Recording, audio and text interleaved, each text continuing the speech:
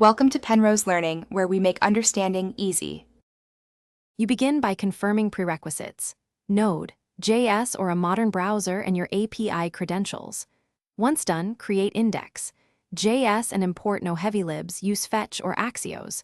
First actionable step: craft a minimal fetch with method, headers including authorization, and a JSON body when required.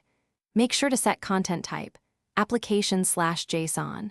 You'll send a simple GET or POST to verify connectivity, inspect status codes, and log response text or JSON to confirm the basic request works. Once the first call succeeds, focus on reliable response handling. You should inspect response. Status and branch, treat 2xx as success, throw for 4xx/5xx so callers can react. Make sure to parse JSON inside try/catch to handle malformed payloads. If using async/await, await response. JSON, otherwise use, then /catch. Also implement network safeguards, a timeout wrapper or abort controller, and a retry strategy with exponential backoff, so you finish by securing and optimizing.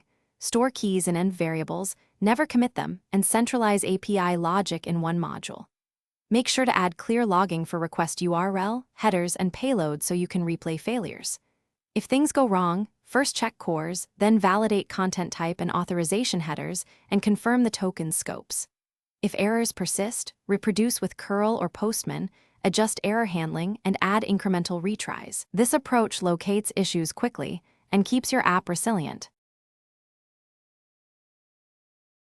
Thanks for watching. If this was helpful, leave a like and consider subscribing. See you next time.